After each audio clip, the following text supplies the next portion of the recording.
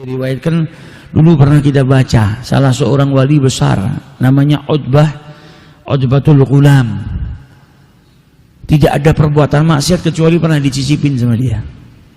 Yaf'alu fawahish, perbuatan dosa-dosa besar sudah dilakukan sama dia. Dikenal sebagai orang yang fasik, orang yang banyak berbuat maksiat. Datang ke majelisnya Imam Hasan al-Basri, diberi hidayah sama Allah. Jadi kita kalau mendapati Allah itu menggiring kita ke tempat yang baik, disyukuri, karena ini kenikmatan. Kita nggak mungkin diberikan taufik sama Allah untuk hadir ke majelis ilmu kecuali sudah ada banyak kebaikan yang Allah siapkan untuk kita. Ya kita mau diampuni, ya kita mau dikasih ilmu, ya kita mau dikasih keberkahan dan lain sebagainya. Ini orang ahli maksiat. Utbatul Ghulam syaribul khamr, kerjaannya mabuk, kerjaannya berbuat maksiat. Tiba-tiba tergiring hatinya untuk hadir ke majelisnya Imam Hasan al-Basri.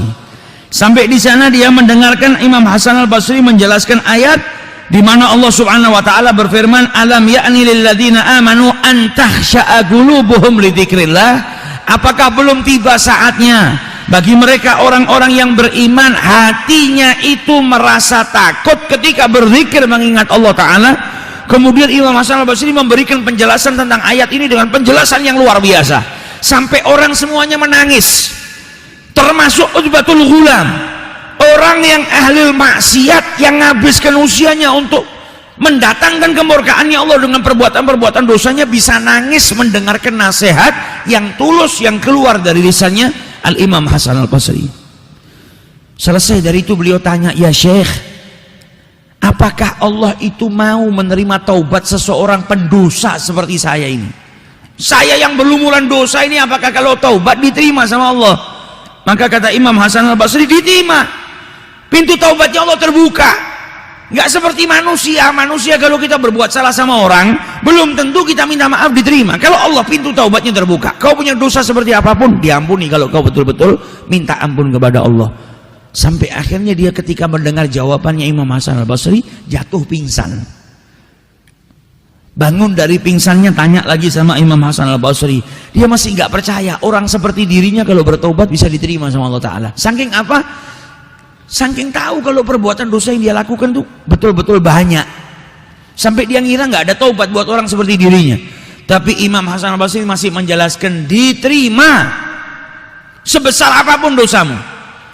Kalau kau betul-betul bertobat kepada Allah Ta'ala, maka dosa-dosamu akan diampuni oleh Allah Subhanahu wa Ta'ala. Sampai pingsan lagi. Ketika bangun lagi, dia tanya lagi, dijawab lagi sama Imam Hasan al-Basri, diterima. Sampai akhirnya Utbatul Ghulam ini berdoa kepada Allah, "Ilahi, wahai Allah, wahai Tuhanku, in kunta qabilta taubati, kalau engkau menerima taubatku, wa ghafarta dzunubi, dan engkau ampuni dosa-dosaku, fa akrimni bil fahmi wal hifdzi, maka muliakanlah aku dengan pemahaman, mudah memahami dan mudah menghafal, hatta ahfadhu kullama sami'tu minal ilmi wal Qur'an, sehingga aku bisa memahami dan mudah menghafal ilmu dan Al-Quran yang aku dengar." Doa pertamanya diberikan kecerdasan, kalau dengar apapun cepat paham, kemudian cepat hafal. Doa yang kedua apa? "Ilahi, wahai Allah, wahai Tuhanku, akrimni bihusni saut, muliakan aku dengan suara yang merdu, hatta inna kullu man sami'a qiraati yazdadu riqqatan fi qalbihi wa in kana qasiyal qalb." Ya Rabb, muliakan aku supaya aku punya suara yang indah, sehingga setiap orang yang mendengar bacaanku bertambah kelembutan dalam hatinya, walaupun orang tersebut hatinya keras, hatinya kotor. Kemudian yang ketiga dia berdoa, "Ilahi akrimni birizqil halal." Ya Allah, muliakanlah aku, berikanlah aku rezeki yang halal, warzuqni min haitsu la ahtasib, dan berikanlah aku rezeki yang tidak terduga-duga. Dan doanya diijabahi sama Allah Ta'ala. Karena orang yang bertaubat itu berubah derajatnya dari orang yang dimurkai menjadi apa? Menjadi kekasihnya Allah Subhanahu wa Ta'ala. Innallaha yuhibbut tawwabina wa yuhibbul mutatahhirin. Allah cinta, sayang kepada orang-orang yang banyak bertaubat, senantiasa bertaubat. Ketika orang bertaubat, dia naik ke derajat dicintai sama Allah. Kalau sudah dicintai, doanya diijabahi sama Allah Ta'ala.